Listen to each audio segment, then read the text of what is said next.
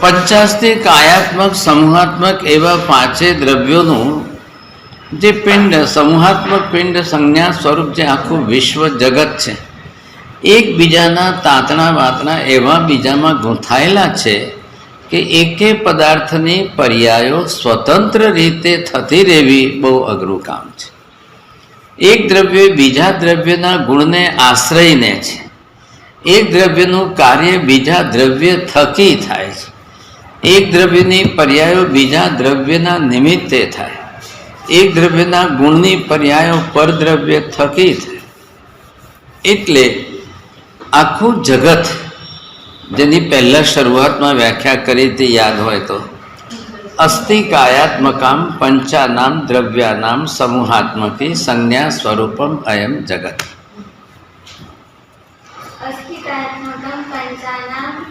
દ્રવ્યાણામ સમૂહાત્મકમ સંજ્ઞા સ્વરૂપમ.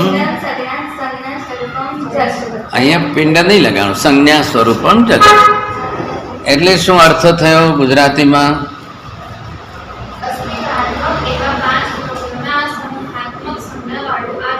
છે. હવે આ જો સમૂહાત્મક સંજ્ઞા તો થઈ, તો સંજ્ઞા એટલે શું? એ તો નામ પડ્યું કે જગત આખું. પણ દ્રવ્યો જ બધા એવા છે, સ્વયં એક એક દ્રવ્ય પોતાના અસ્તિત્વમાં સ્વતંત્ર છે અને છતાં પાછા પાંચે ભેગા છે. અને પાંચે ભેગાની સમૂહાત્મક સંજ્ઞા જગત છે. હવે એ પાંચે ભેગા રહેવા છતાં પણ દ્રવ્યો સ્વતંત્ર, પોતપોતાના ગુણો વિશિષ્ટ સ્વતંત્ર, પણ પર્યાયો જે થાય છે એકબીજા થકી થાય છે. કેમ થાય છે? એક દ્રવ્ય પોતાનું કાર્ય સાધવા પરદ્રવ્યની સાથે સંબંધમાં જોડાય છે. એક દ્રવ્ય પોતે જે છે પરદ્રવ્યની સાથે ન સંકળાય તો એના કામો થાય.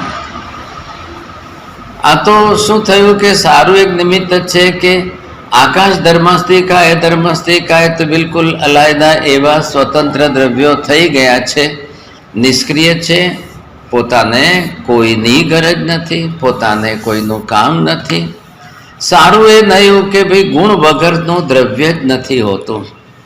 એટલે હવે એ દરેક દ્રવ્ય પોતપોતાના ગુણાનુસાર જ ક્રિયા કરી શકે છે.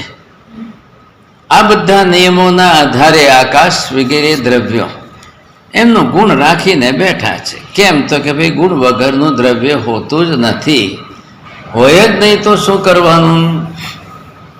એટલે બધા દ્રવ્યો ગુણવાલા જ છે, એટલે એના ગુણનો ફાયદો બીજાએ ઉપાડવાનો. હવે એ ગુણનો ફાયદો ન ઉપાડે તો ક્રિયા ના થાય. એ દ્રવ્યના ગુણો ના હોય તો કોઈ ક્રિયા કરી જ ના શકે. ધર્માસ્તિકાયમાં જો ગુણ ના હોય તો આ જગતની અંદર બધું જે છે ઠપ થઈને પડેલું રહે. ઠરેઠામ, ગુજરાતીમાં શું કહેવાય? ઠરેઠામ એટલે ઠરીઠામ. હવે એ એની જગ્યાએ જ રહે, ન કોઈ હલન ચલન કરી શકે, ન કોઈ ગતિ આગતિ કરી શકે, ન કોઈ આવી જઈ શકે, કંઈ કરતા કંઈ ના કરે. હવે વિચારો કે જો ધર્માસ્તિકાય ન હોય ને એકલું અધર્માસ્તિકાય હોય તો બધા જે જ્યાં છે ત્યાં સ્થિર રહે. અને જો અધર્માસ્તિકાય ન હોય ને એકલું જ ધર્માસ્તિકાય હોય તો બધા જે છે દોડા દોડ કરતા રહે, ગતિ કરતા રહે, હાલચલ તો રહે. હા, કોઈ ક્યાંય રોકાય જ નહીં. અને આ બેવ ન હોય ને એકલું આકાશ જ હોય તો શું કરે? બધા એક જ જગ્યા ઉપર છે. એક જગ્યાથી, એક આકાશ પ્રદેશથી ન કોઈ હલી શકે, ન કોઈ આવી જઈ શકે, કંઈ ના કરી શકે. પણ આખા જગતની આ ત્રણ મોટી વ્યવસ્થા આ ત્રણ દ્રવ્યોના કારણે છે. રહેઠાણ જગ્યા મળી જાય છે, ગતિ આગતિ થઈ જાય છે, સ્થિતિ પણ રહી જાય છે.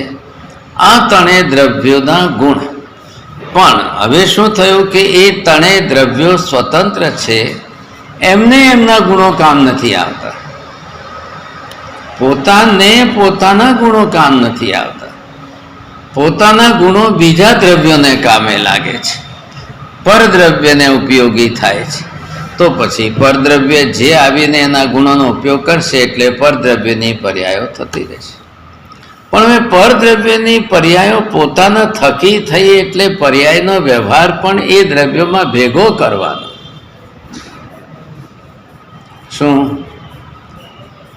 પરદ્રવ્યોમાં એના ગુણો થકી જે ઉપયોગ થઈને ક્રિયા પરદ્રવ્યોએ કરી એનાથી જે પર્યાયો એની બદલાણી, પણ એની દ્રવ્ય પર્યાય બદલાણી છતાંય વ્યવહાર પાછો એનો ભેગો કરવાનો, એટલે એની એ પર્યાય ગણવાની.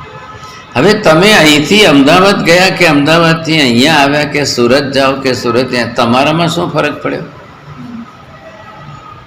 તમારામાં શું ફરક? તમને કોઈ ઓળખીને તમને કોઈ કહેશે કે તમે અહીંયા છો કે આ જગ્યા છો, આ જગ્યાથી તમે એવા બદલાઈ ગયા, પેલી જગ્યાથી એવા બદલાઈ ગયા? કંઈ લેવા દે. એટલે હવે એ તમારી પર્યાય નહીં ગણવાની, એ ક્ષેત્રની પર્યાય ગણવાની. વ્યવહારમાં તો આયુ ક્ષેત્ર વપરાણ. તમારામાં શું ફરક પડ્યો? પરમાણુઓમાં, પૂતગલોમાં શું ફરક પડવાનો છે? ગમે એટલા ક્ષેત્ર બદલાઈ જાય, શું ફરક પડવાનો છે? અહીંની ગાડી મુંબઈ જાય, અહીંની ગાડી અમદાવાદ જાય, અમદાવાદની ગાડી અહીંયા આવે, અહીંયાથી ત્યાં જાય કે ત્યાંથી અહીંયા આવે. કોઈ પૂતગલ દ્રવ્ય, સાધન, વાહન, જે જેટલા જે કંઈ પણ હોય, કોને જે છે ફરક પડવાનો છે? જીવને, પરમાણુને. એ બે દ્રવ્યો છે, સક્રિય દ્રવ્ય, ક્રિયા કરવાલા, જવાવાલા. છતાં એ બેને કોઈને કંઈ ફરક પડતો જ નથી. ફરક પડતો નથી એટલે એની પર્યાયમાં શું? જે કંઈ પણ થવાનું છે ફક્ત ને ફક્ત ગુણમાં થવાનું છે. દ્રવ્ય તો સ્થિરસ્થાયી કાયમ માટે જે પ્રદેશ દ્રવ્ય છે એ પ્રદેશી સમૂહાત્મક પિંડ રહેવાનું છે. અને નિયમો એવા સરસ અકબંધ બેસી ગયા છે કે દ્રવ્યનું ગુણ એ જ ગુણ, એ દ્રવ્ય, એ દ્રવ્યનું એ જ ગુણ રહેવાનું છે અનંત અનંત કાળ. દ્રવ્ય ત્રિકાલ નિત્ય છે, ગુણ ત્રિકાલ નિત્ય રહેશે. દ્રવ્ય અને ગુણનો અભેદ સંબંધ ત્રિકાલ નિત્ય રહેશે. આકાશનો અવગાહનાદાયક ગુણ જે છે પરમાનન્ટ રહેવાનો, ત્રિકાલ નિત્ય રહેવાનો છે કાયમ. દ્રવ્ય નષ્ટ થવાનું નથી, ગુણ નષ્ટ થવાનો જ નથી. એટલે હવે જેને જેટલી વાર ઉપયોગ કરવો હોય કરો. દ્રવ્ય કેમ નષ્ટ નથી થવાનું? એક પ્રદેશ એનું છૂટો પડતો નથી, વિખરાતો નથી, નષ્ટ થતો નથી, લુપ્ત થતો નથી. એટલે દ્રવ્ય અવિનાશી થઈ ગયું, ગુણ જે છે અવિનાશી થઈ ગયું. દ્રવ્ય જ નહીં નષ્ટ થાય તો ગુણ ક્યાંથી નષ્ટ થવાનું છે? આ કપડું છે ને એની સફેદી છે, આ હવે એ સફેદી કપડાની સાથે રહેવાની છે. પણ જે અસર થવાની છે, કાલી મેલી થવાની છે, સફેદી થવાની છે કે કપડું થવાનું છે? વ્યવહાર કોને હાથે કરવાનું? કપડા સાથે. થયું શું? સફેદી. સફેદી ઉપર થર જામ્યું મેલનું એટલે કાલું મેલું થયું. પણ વ્યવહાર કરવાનો, આ કપડું મેલું છે, આ કપડું ચોખ્ખું છે, આ કપડું આટલું મેલું છે, આ કપડું આટલું. તમે વ્યવહાર જે છે મૂળ દ્રવ્યમાં કર્યો. ખ્યાલ આવ્યો? મૂળ દ્રવ્યમાં વ્યવહાર થયો. હવે આપણને જે છે ઇન્દ્રિય થકી પર્યાય દેખાય છે અને કેવલી ને અંતર કેવલ જ્ઞાનથી સીધું દ્રવ્ય દેખાય છે. ફરક પડ્યો? આપણી ઇન્દ્રિય છે, આપણી ઇન્દ્રિયોની તાકાત વર્ણ ગંધ રસ સ્પર્શ જ ગ્રહણ કરવાની છે.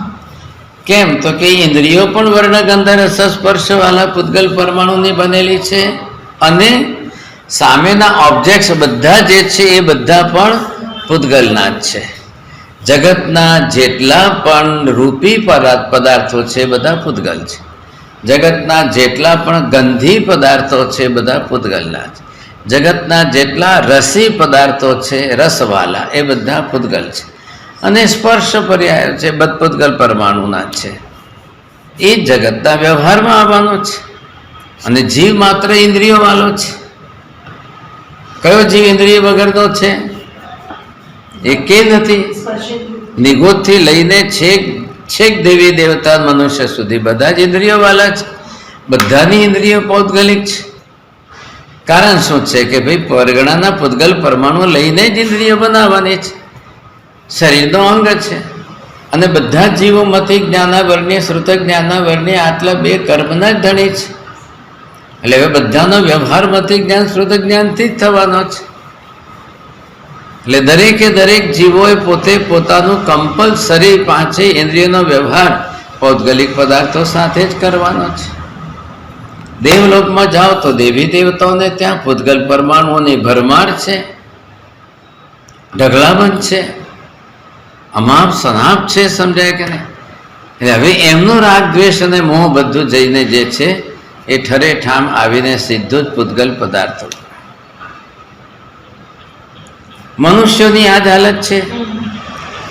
ઢગલાબંધ બધા પૂતગલ પદાર્થો વસાવ્યા છે અને દુનિયાભરના બધા પૌદ્ગલિક પદાર્થો જેણે જેટલા વધારે વસાવ્યા અને રાખ્યા ને પોતાની માલિકી બનાવી એ એટલો જગતના વ્યવહારમાં સુખી સંપન્ન મોટો જે હોય તે આ ભાષામાં ઓળખાય છે ને ગણાય છે.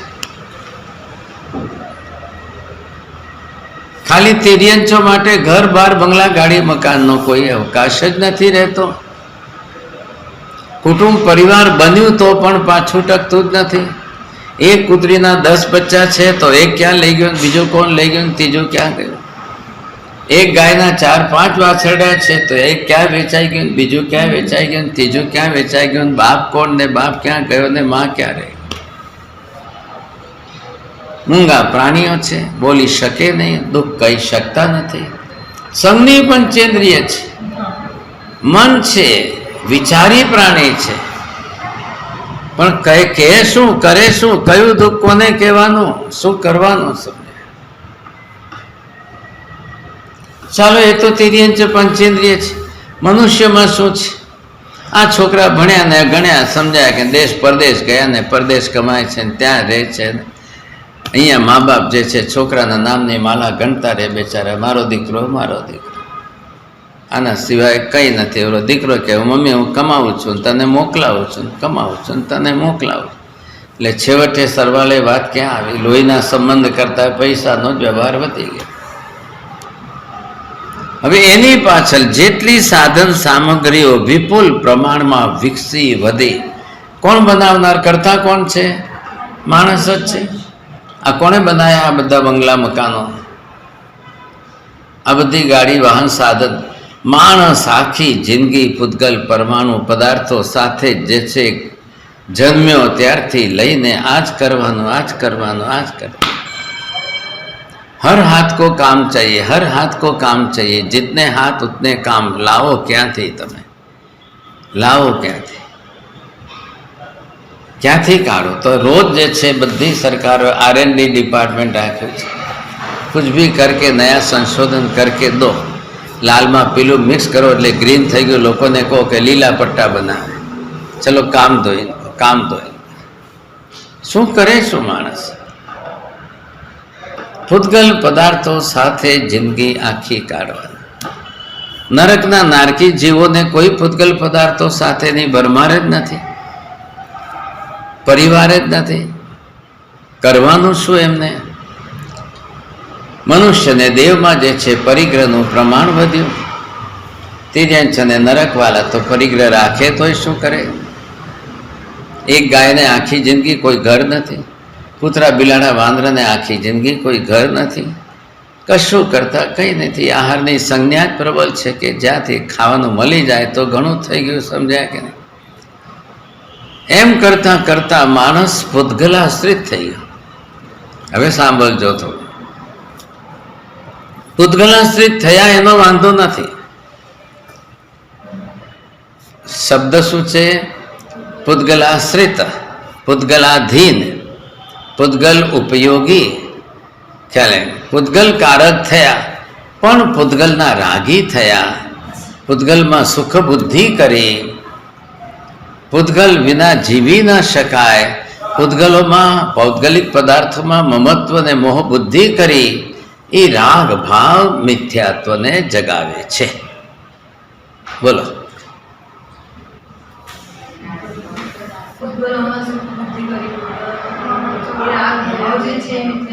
એ જે મમત્વ બુદ્ધિ છે, મોહ દશા છે, અને જતે જતે મિથ્યાત્વનું એવું ગાઢ સ્વરૂપ થઈ જાય છે કે પૂતગલનું સ્મરણ ને આત્માનું વિસ્મરણ, એનું નામ મિથ્યા.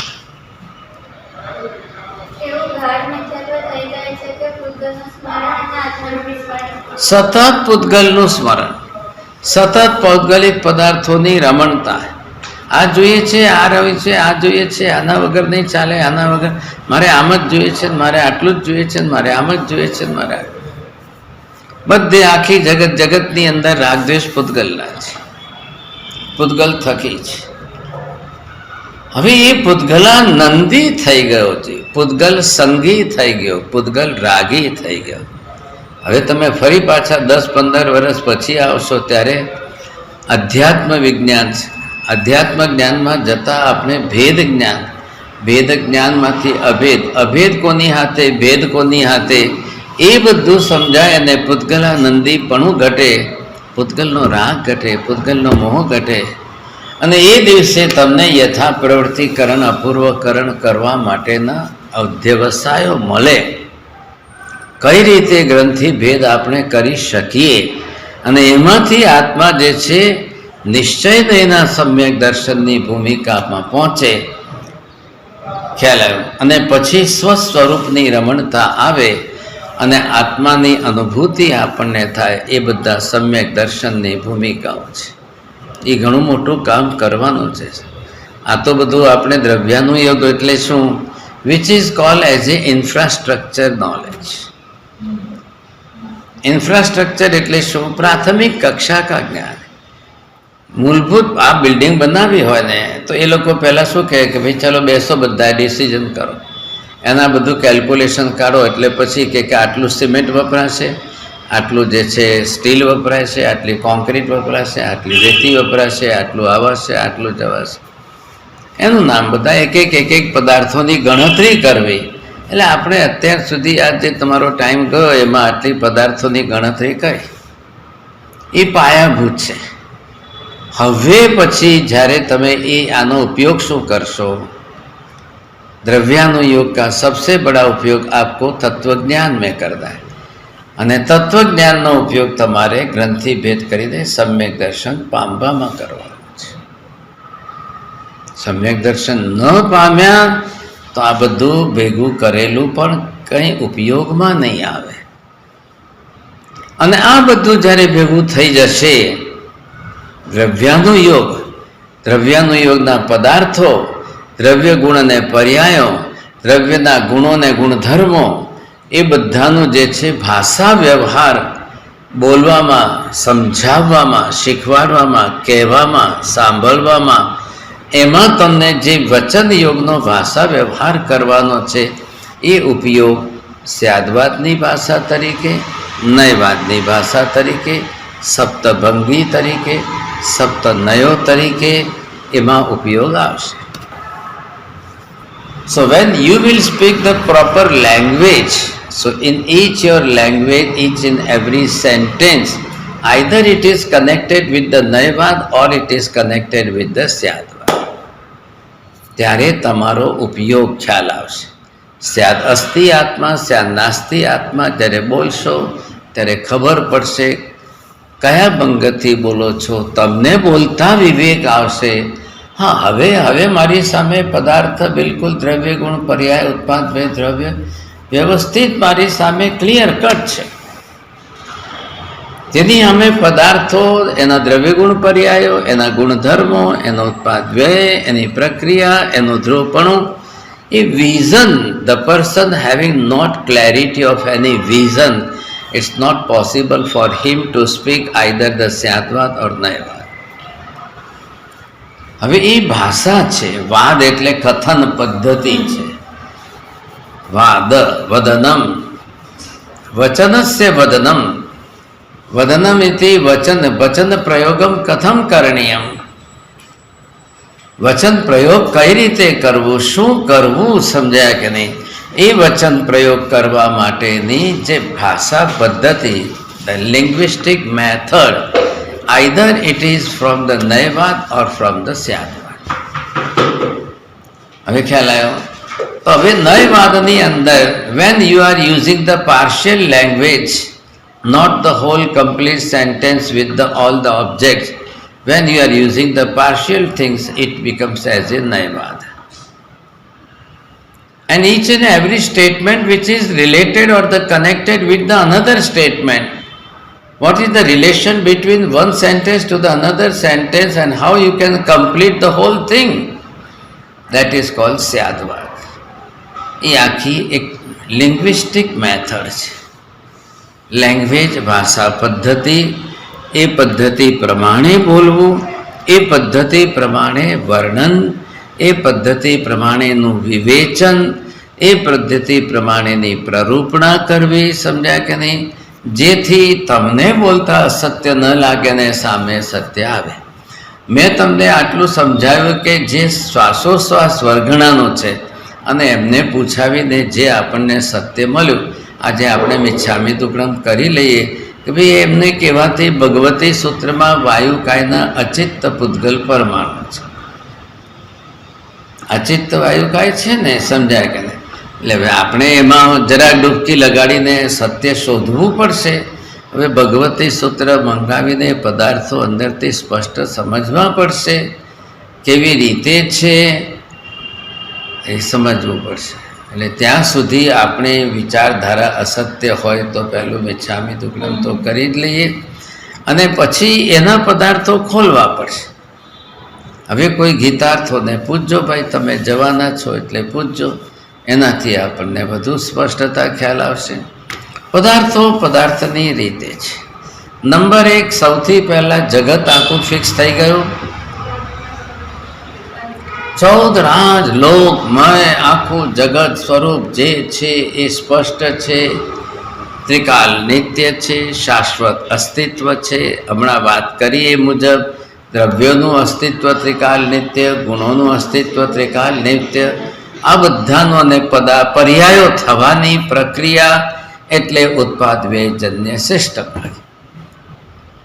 હવે ત્રિકાલ નિત્ય છે, એ ચાલવાનું છે. આકાશની અંદર અનંતા પરમાણુ આવે કે જાય, આવે કે જાય, રહે ગમે ત્યાં રહે, ગમે ત્યાં રહે, ગમે ત્યાં રહે. એ કંઈ પરિવર્તન થતું નથી કે બદલાય, માત્ર સંયોગ વિયોગ થયો. તમે અમદાવાદથી મુંબઈ આવ્યા, મુંબઈથી પૂના આવ્યા, પૂનાથી પાછા સુરત જશો, ક્ષેત્રાંતર ગમન થયું. તમારામાં શું થયું? તમે જે હતા એ જ. તમારી પર્યાય શું બદલાણી? તમે 41માં વર્ષના હતા, 42માં વર્ષના હતા, 42માં ના હતા, 43માં, કે વર્ષ દિવસ સુધી અમે જઈને બહાર જઈ આવ્યા, ફરી આવ્યા. એના સિવાય તો બીજું કંઈ નહીં. તમારા ગુણોમાં જે પર્યાય પરિવર્તન આવશે, શું આવશે? ભાઈ અમે થોડું શીખીને આવ્યા, સમજીને આવ્યા, જોઈને આવ્યા, જાણીને આવ્યા, કંઈક જોઈને આવ્યા, એમ કરીને માણસને લાગે કે ભાઈ આટલું તો આપણા જ્ઞાનમાં કંઈક ઉમેરો તો થયો ને. સમય એવી રીતે થઈને ગુણોની અંદર પર્યાયનું પરિવર્તન થયું. પણ એઝ એ દ્રવ્ય તરીકે તમે જે છો તે છો, જે છો તે છો, જેવા છો તેવા છો. જે છો તે છો એ દ્રવ્યવાચિત, જેવા છો તેવા છો એ ગુણવાચિત. ગુણની પર્યાય વાળું. એટલે હવે તમારે એક વિઝન કેળવવાનું રહ્યું, એક વિઝન કેળવવાનું રહ્યું કે દ્રવ્યમાં શું ચેન્જીસ, ગુણમાં શું ચેન્જીસ, દ્રવ્ય થકી શું ફેરફાર, ગુણમાં શું ફેરફાર. એટલે દ્રવ્ય ગુણની અંદરનો જે ફેરફાર તમને લાગે, અનુભવાય, સમજાય, એ ખ્યાલ આવી જાય. કોઈ બોલે તો એમની અંદર દ્રવ્ય ગુણ છે. તમે તમારી રીતે બોલો, રહો, જાઓ, આવો, કરો, બધી ક્રિયામાં દ્રવ્ય ગુણ છે. એની અંદર થતી પર્યાયનું પરિવર્તન જુઓ અને બધી જ પર્યાયોના પરિવર્તનો થવા થતાં હું તટસ્થ છું કે નહીં એ જુઓ. મારામાં તટસ્થપણું આવ્યું કે નહીં આવ્યું, હું તટસ્થ રહ્યો કે ન રહ્યો. પર્યાયો બદલાશે. આપણે ત્યાં હતા ને અહીં આવ્યા, અહીંથી કાલે ત્યાં જશું, ત્યાંથી ફરી જશું ને એ રીતે રહેવાનું છે, થવાનું છે. શું થયું તમારામાં? શું થયું? તમે કેટલા બદલાણા? તમારામાં શું પર્યાયનું પરિવર્તન થયું? નક્કી કરો. એટલે આ જો આપણને ખ્યાલ આવી જાય કે પર્યાય પરિવર્તન તો થવાનું છે, પણ હું મારામાં પરિવર્તન ન લાવું. હું મારામાં એટલે શું સમજાય? રાગદ્વેષમાં પરિવર્તન ન લાવું. ક્ષેત્રીય પર્યાય બદલાશે, કાલિક પર્યાયો બદલાશે, અવશ્યમ ભાવી છે. એટલે શું અવશ્યમ ભાવી છે? એટલે એ થવાનું જ છે, બદલાવાનું જ છે. જે બદલાવાનું છે બદલાવાનું છે, જે થવાનું છે એ થવાનું જ છે, કંઈ ફરક પડવાનો જ નથી. એમાં તમે તમારામાં શું પરિવર્તન લાવ્યા, તમારે ખાસ જોવાનું. મારે રાગદ્વેષ કરવા નથી, મારે રાગદ્વેષ આવે જ નહીં, આવવું જ ના જોઈએ. એ ટાઈપની એવી સ્થિરતા હું મારામાં લાવું છું. મહાવીર સ્વામી 12.5 વર્ષ સાધના કાળમાં વિહાર તો કર્યો ને, ક્ષેત્રો તો બદલ્યા ને, આર્ય પ્રદેશમાંથી અનાર્ય પ્રદેશમાં ગયા તો ખરા ને. તો આટલું બધું કર્યું એમને શું કર્યું? પોતે મારામાં રાગદ્વેષ ના આવે, મારામાં કોઈ રાગદ્વેષ ના આવે. સવારે આપણે શું વાત કરતા હતા? આખા જગતની અંદર લોકમાં સર્વત્ર જેટલા જ્ઞેય અને દ્રશ્ય પદાર્થોમાં પર્યાય પરિવર્તનો આવે, એના પર્યાયોનું પ્રતિબિંબ કેવલીના જ્ઞાન દર્શનમાં પડે. કેવલી એટલે કોણ? કે જેમને પહેલા વિતરાગતા મેળવી લીધી છે ને હવે કેવલ જ્ઞાન દર્શન થઈ ગયું છે. એટલે આખા જગતની બધી પર્યાયો ત્રણે કાલની એક સાથે દેખાય છતાંય એમનામાં રાગદ્વેષ અંશે રાગદ્વેષ નહીં આવે. કેટલો મોટો ફાયદો છે! એટલે આપણે સવારે શું વાત કરી? કેવલી સિવાયના બીજા જે છે એ અવધિ કે મનઃપર્ય જ્ઞાનીઓ કે જેમનામાં રાગદ્વેષ છે, ખ્યાલ આવ્યો? એમનામાં રાગદ્વેષો છે, અને એમનામાં જો બીજા બધાનું બધું દેખાઈ જાય ને જણાઈ જાય ને વિચારોએ જણાઈ જાય તો એકલા રાગદ્વેષ સિવાય બીજું શું આવશે? અઢી દીપની અંદર પણ જે છે બધું સંઘની પંચેન્દ્રિય જીવો, મનુષ્યો પણ છે અને પશુ પક્ષીઓ પણ છે. એટલે બધે સંખ્યાતામાંથી અસંખ્યાતા થઈ જાય ને એટલા બધાની સાથે રાગદ્વેષ કરવા જાય. એમના વિચાર જાણ્યા, એમના વિચાર જાણ્યા, એમના વિચાર તો શું થાય? કોઈ જોડકું હમણાં પરણ્યા ને હમણાં એમના વિચારો જાણવા જાય તો એ જાણનારને કેટલું મોટું અનર્થ થાય. ભાઈ હવે એ તો પર્યાય અત્યારે એવી જ છે, હમણાં પરણ્યા છે તો વિચારો એવા રહેવાના છે. હવે એ મનઃપર્ય જ્ઞાની જાણે તો એમને રાગદ્વેષ નહીં થાય. જ્ઞાન મનઃપર્ય હોય કે જ્ઞાન અવધિનું હોય, એને બાજુમાં રાખો. મોહનીય કર્મ જુદું છે, મોહનીય કર્મ સત્તામાં છે, રાગદ્વેષ કસાયો સત્તામાં છે. ભલે અવધિ જ્ઞાની મનઃપર્ય જ્ઞાની હોય તો એમને રાગદ્વેષ થશે. કર્મ બંધાય કે ન બંધાય? ન કેમ બંધાય? ન કેમ બંધાય? તો એટલે અવધિ જ્ઞાનીને શું ફાયદો થયો? મનઃપર્ય જ્ઞાનીને શું ફાયદો થયો સમજાય? પહેલા એ વિચાર કરો. રાગદ્વેષની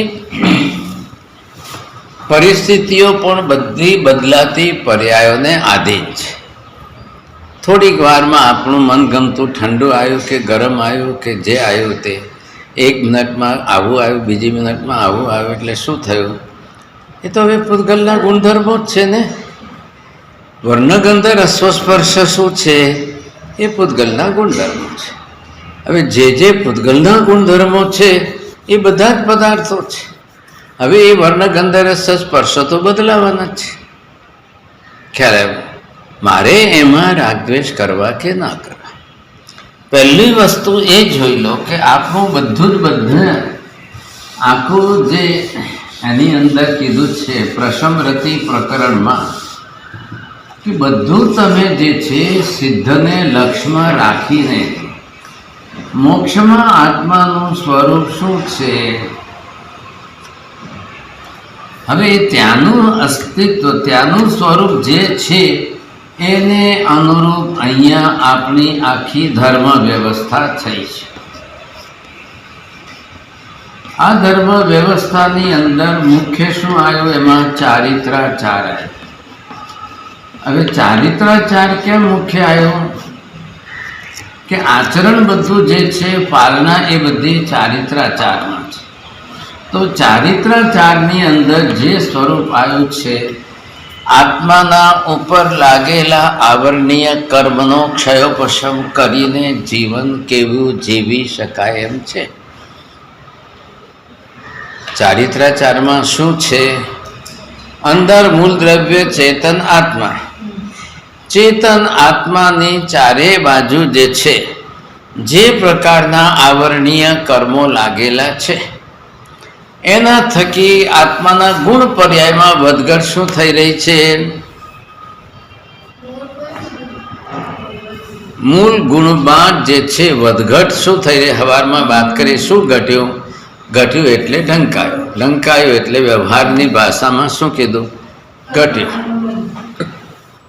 જેટલું જ્ઞાન મતે જ્ઞાનમાં ઉપસ્થિત હતું, હવે અત્યારે ભૂલાય છે.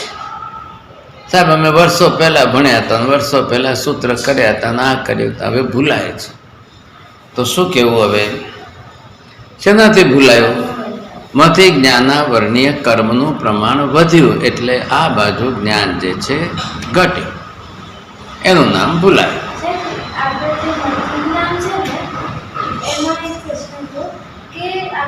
બાહ્ય પદાર્થોને જોઈએ છે અને ધ્વનિ છે, કોઈ બી શબ્દ છે એ આપણા કાન સુધી આવે તો પાછળના ભૂતગલો એ નહીં શબ્દ કાન સુધી આવ્યો તો ત્યારે ઇન્દ્રિયની સાથે એનો સંયોગ થયો, ત્યારે પહેલાં દર્શન થાય એવું આપણે કહીને આપણને. તો હવે જે મતિજ્ઞાનના ભેગા આવે છે એમાં વ્યંજના વગેરે થાય છે, એમાં બી ઇન્દ્રિયનો સંયોગ જ થાય છે ને? થયું જ ને એના વગર કે પહેલા દર્શન વગર જ્ઞાન નહીં થાય ને. સામાન્ય કાર શું થયો? આ જે ઇન્દ્રિય છે, હવે એ ઇન્દ્રિય પ્રમાણે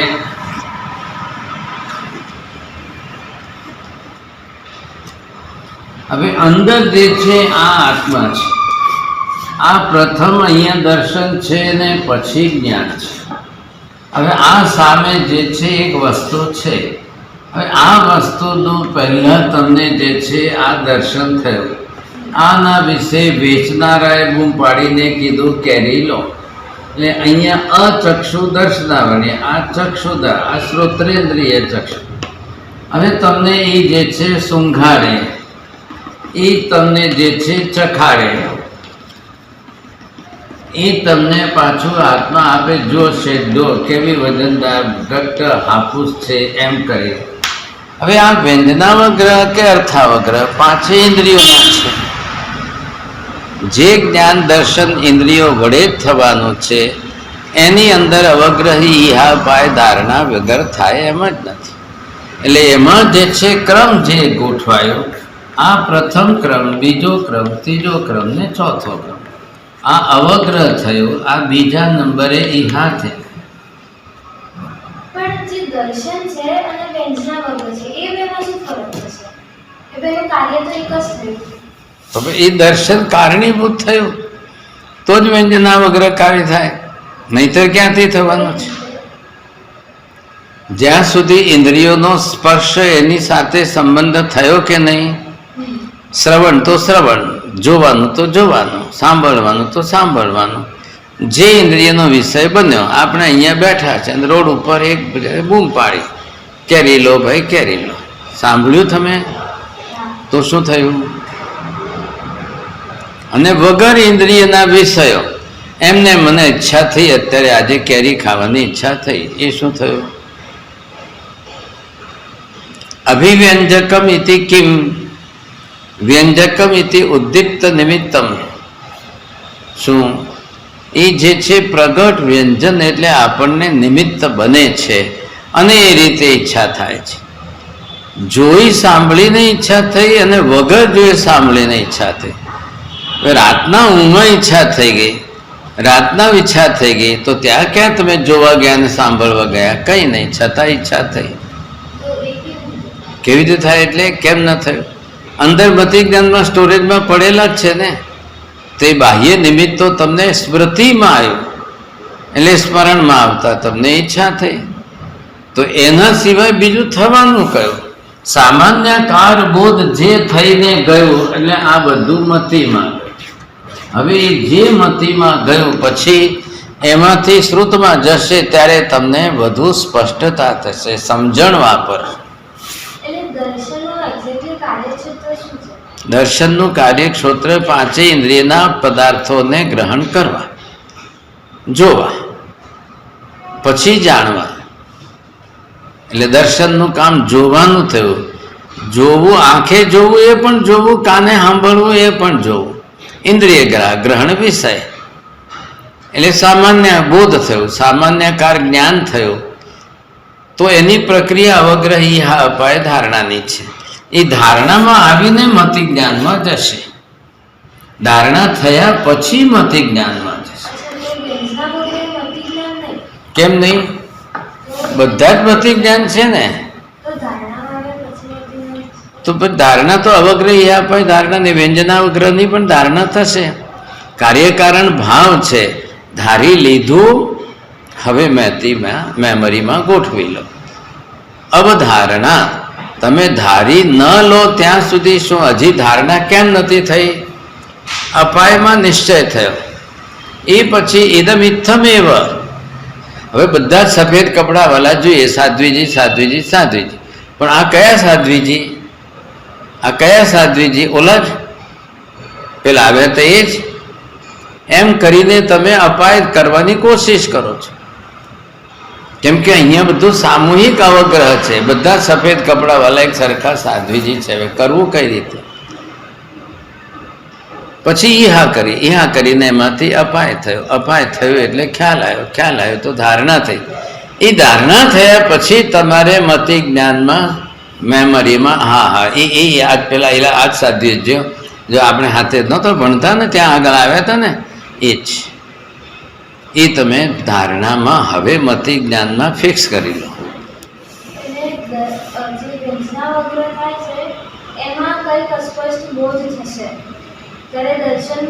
વ્યંજનાવગ્રહમાં નહીં થાય. વ્યંજનાગ્રહ વડે થયેલા મતિ જ્ઞાનમાં બોધ થશે. વ્યંજનાવગ્રહમાં તો હજી પ્રક્રિયા પૂરી થતી લોટ લીધો, બાંધ્યો, આમ કર્યું, વણ્યું, ગોળ કર્યું, શેકાય ત્યારે રોટલી થઈ. પેલું અવગ્રહ થયું, ઈહા થઈ, અપાય થયું, ધારણા થઈ ગઈ. હવે મતિ જ્ઞાનમાં મૂકી આવો. તો વ્યંજનાવગ્રહ થાય કે અર્થાવગ્રહ થાય? તો 24 ને 4 28 થશે. નહીંતર 28 ભેદ મતિ જ્ઞાનના કેવી રીતે કરશે?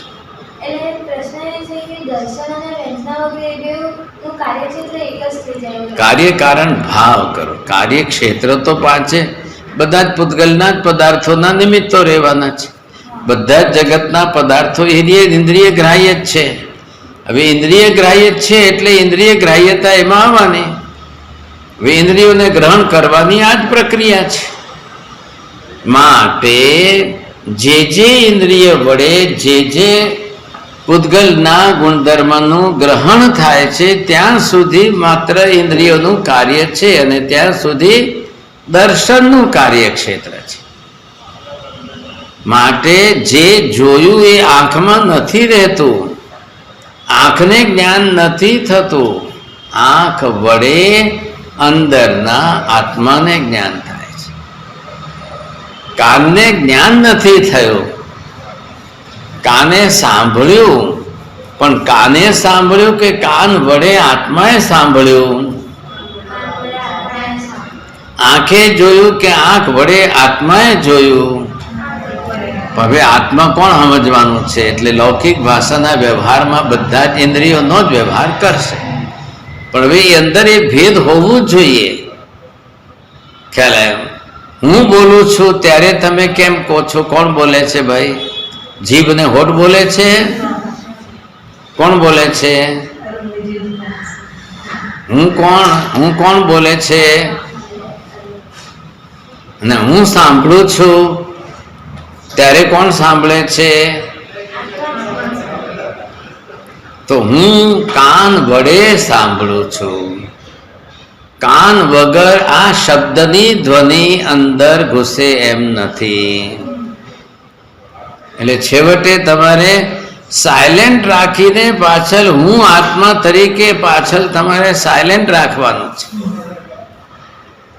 લોક ભાષાની અંદર વ્યવહારમાં ભાષા કઈ વાપરવી, અંદર સાયલેન્ટ શું રાખવું, આ વ્યવહાર કરવાનો છે. તો વ્યવહાર કરતી વખતે જે છે, કારણ વ્યવહારમાં કેમ સાયલેન્ટ રાખવું? કોઈ વચ્ચે આત્માને સમજતું નથી ને કોઈ આત્માનો વ્યવહાર કરતા નથી. પણ આત્માના વ્યવહાર વગર તો કાર્યક્ષેત્ર જ થાય એમ નથી. પણ હવે સામેવાળો નથી સમજતો ને નથી ગ્રહણ કરતો તો સાયલેન્ટ રાખો આત્માનો વિષય. પણ કાન સાંભળે છે એ વાત ક્યાં સુધી કે બધું તો હાલો કાન ખોલી જુઓ, ક્યાં ગયું સાંભળેલું બધું કાનમાં છે? ક્યાં છે અંદર કાનમાં? આંખ જુએ છે તો આંખમાં ક્યાં છે? કેટલું જોયું સવારથી અત્યાર સુધી બધું? આંખમાં શું રહ્યું? કંઈ નહીં. તો ક્યાં ગયું? એટલે વિજ્ઞાને પણ શોધખોળ કરી અને બ્રેન ખોલ્યું, મગજને આખું ખોલીને અંદરથી બધું એક એક બધું ડિસેક્શન કરીને જોયું તો કંઈ જ ના મળ્યું. એટલે પહેલા વિજ્ઞાને શું કર્યું? મોટી વ્યવસ્થા કરોડોની કરી કે જે દુનિયામાં બહુ જ વિદ્વાન જેને શોધખોળો કરી છે એમનું મગજ હાંચવીને રાખી મૂકો. એટલે આઈન્સ્ટાઈનનું રાખી મૂક્યું, આટલું મગજ રાખી મૂક્યું, બધું એમાં જ ભરેલું છે, બધું એમાં જ ભરેલું છે એમ કરીને રાખી મૂક્યું. હવે રાખ્યું અને જેમ જેમ સાધનો વિકસતા ગયા એટલે એને ખોલીને અંદર જોયું કે ભાઈ એક નખ જેટલું પણ મેમરી કાર્ડ મળે છે કે ચિપ્સ કે છે એ અંદર મળે છે કે એ ખોલી કાઢો, કંઈ ના મળ્યું. અરે ભાઈ કે ચાલો હવે હજી એનાથી વધારે કંઈ સૂક્ષ્મ હશે બોલી આપણા કરતાં વધારે બીજા કોઈ શોધશે, એમાંથી બીજા કોઈ શોધશે. શું માથામાં ફિટ કરો ત્યારે હવે એ જે છે પણ એમાં કઈ ગોઠવાતું નથી, આવેલું અંદર કઈ ભેગું થતું નથી.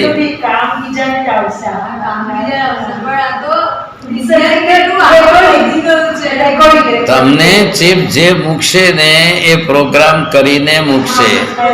એટલે તમને મૂક્યા પછી એ લોકો શોધખોળ કરતી વખતે તમે પકડાશો. હવે ગાય બળદમાં મૂકી તો એ ગાય ખોવાઈ નથી ગઈ ને, એ શોધવા પૂરતી. પણ ઓલો સામે બોલે ને વચન આપે ને જબાન આપે ને કરે ને એ એમાંથી વ્યવહાર થશે કે કેમ? હા ચાલશે.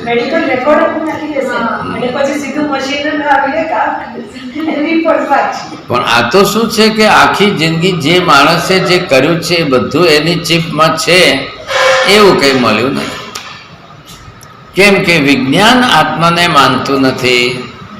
વિજ્ઞાન આત્માને માનતું નથી તો જ્ઞાન કોને માને?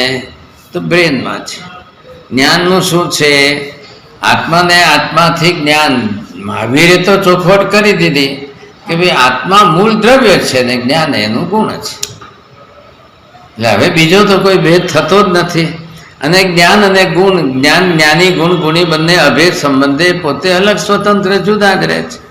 એટલે એમાં કોઈ ભેદ થતો નથી. હવે શું કરો તમે? ત્યારે આ લોકોને મૂળ દ્રવ્ય તરીકે આત્મા જ નથી સ્વીકારો. હવે આત્મા ન સ્વીકારો એટલે જ્ઞાન ન આવે. તો આયુષ્ય વચ્ચે ખાલી પૂતગલ આવ્યું તો કે બધું જ્ઞાન વગેરે બધું પૂતગલમાં છે. એક ખોટો સિદ્ધાંત પકડીને અબજો રૂપિયાનું પાણી કરીને 200 વર્ષ વેડફી નાખ્યા. 200 વર્ષ વેડફી નાખ્યા ને બધી ગળમથલ એની ઉપર જ રહે છે, બધી એની ઉપર જ રહે છે. હવે એનાથી આગળ વધી શકતા નથી, કારણ કે એમની પાસે કન્સેપ્ટમાં જ આત્મા કે જ્ઞાન જેવા પદાર્થ ને દ્રવ્ય ને ગુણો જ નથી.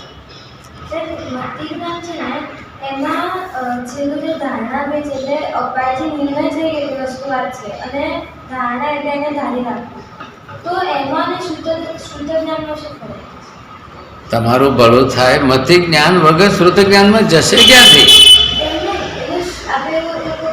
આ કાંતિભાઈ છે, સાંભળ્યું, આ ધારણા થઈ. હવે આ કાંતિભાઈ એ જ્ઞાન મતિ જ્ઞાનમાં કે શ્રુત જ્ઞાનમાં? મતિ જ્ઞાન.